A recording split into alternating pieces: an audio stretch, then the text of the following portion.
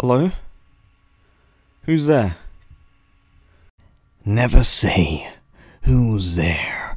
Don't you watch scary movies? I do, and I also review them, so let's do that.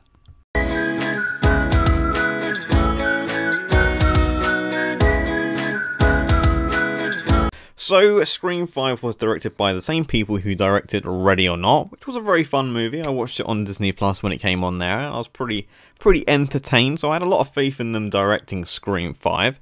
And it has all of the, old cast returning for this movie, and some new additions such as Jack Quaid from The Boys, I think that's how you say his name, not 100% sure, and Melissa Barrera, who was in The Heights, which was out last year, and that was a very good fit movie in which she did very well in, so I was very excited for the new additions in this film as well. So this film is a little bit of a mixed bag for me. There are a lot of positives and negatives with this film, so let's talk about the negatives first. So whenever you get a new movie in a franchise that's, not really a reboot, but not really a sequel, it's like a requel. If you've seen the movie, you'll get that reference. I think that's how they said it, requel. I think that's how they said it. But yeah, so with a requel, a reboot, a sequel, they have to up everything that we expect to see in these types of movies, such as Scream. So we get a lot of whodunit in this movie, and a lot of horror movie meta talk, and a little bit too much of both. And just to clarify, when I say they have to up everything, I mean that Hollywood feels like they have to up everything because they just can't stick with the same formula that already works. They just gotta up it a little bit. You see stuff like The Matrix, Kung Fu, they had to up it and have him become a Super Saiyan God. Stuff like that, just to clarify what I meant. And the whodunit aspect of the movie, whilst enjoyable at times, was used far too much. It felt like every single second someone was accusing someone of being the murderer, and it got a little bit annoying. Like someone would grab milk out the fridge, suddenly they're the killer. It just was too much. It was too much for me, and it really made these characters not feel very real to me, because I feel like if you're a group of friends, you just wouldn't be like, you're the killer. No, you're the killer. 24/7, You have that little exchange where you have the jokey, you're the killer. Like they do in the original Scream. But this is every 5 seconds someone's being accused. And it did get a little bit annoying. And when they weren't accusing someone of being the killer, they were either talking horror movie meta or being killed.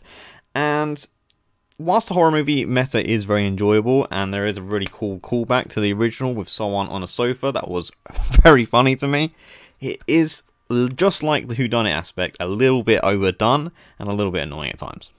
And because of this, there isn't that great balance at the end like the original had, where you have great relationships, you establish everyone's roles in the movie, and then you have the great meta commentary and whodunit aspect in there as well.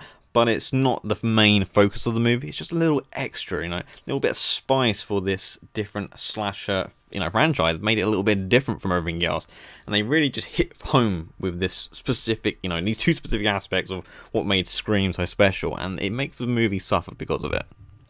Next, I want to talk about the action in this movie, and firstly, I want to say Ghostface is a lot less clumsy in this movie, which I did miss a little bit. I was like, I do miss, Ghostface just fooling around everything like Ghostface used to, but, it's a new movie, it's a new Ghostface, and less clumsy.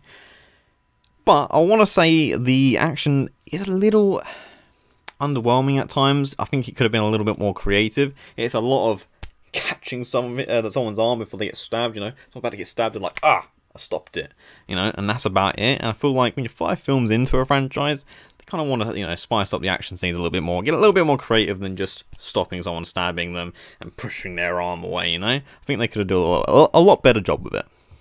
And on top of that, it would have been cool to see Ghostface murdering some people in some cool, new locations that we haven't seen before. Because, like I said, with five movies in here, we could see some really creative murders in some more, different locations. Like, we had the car park in Scream 4. In this movie, there's a lot of house murders and people going out into gardens or in a hospital. We could have gone a little bit more creative with the locations. Now, for some people this won't be a negative, but for me it personally was, and that is that the killer/killers are way too obvious in this movie. Like, whole whodunit aspect, it was overdone, and then there's one scene that really did give away who the the killer or killers are, and I was like, right. All these things now where people are going, you're the killer, I'm just dragging a little bit because I know who it is now. And maybe it's not that obvious and I just had my big brain on today, but I was pretty sure it was very obvious because I was like, okay, I instantly know who it is now. And that was a big negative for me because I was like, oh, I like the whodunit aspect. I feel like it was a lot less obvious in the other movies compared to this movie.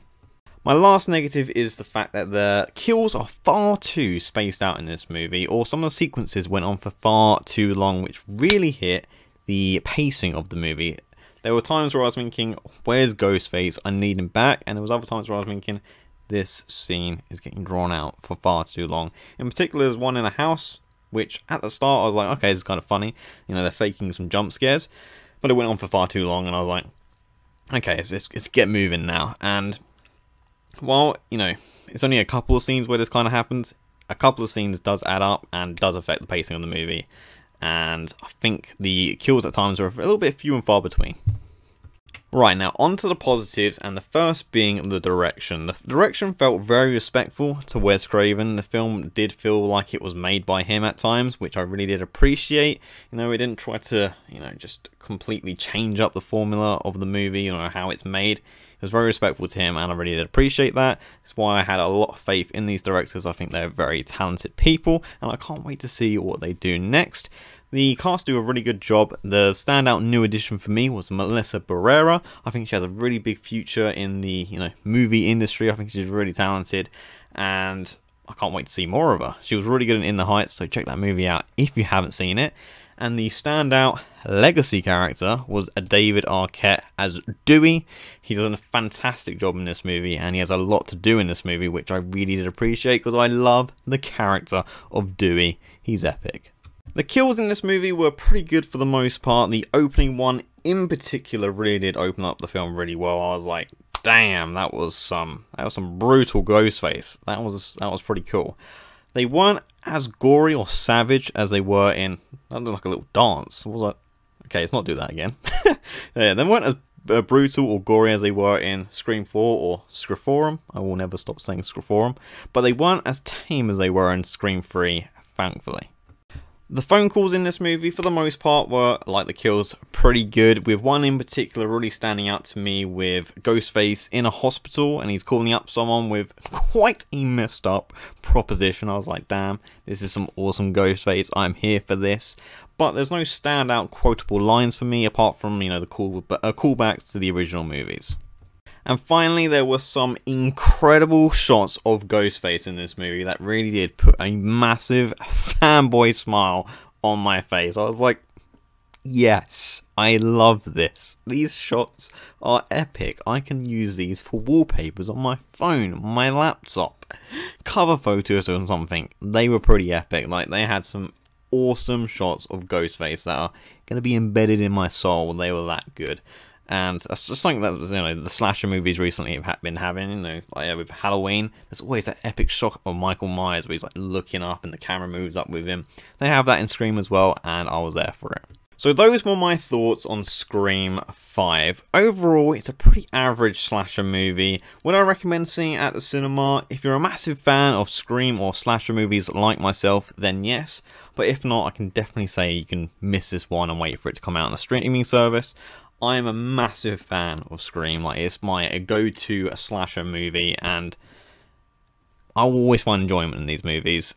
Where do I rate it with the other ones? I think it's probably my least favourite out of the 5, but I still enjoyed it, and I'm still going to buy it on Blu-ray so I can have the set in my collection.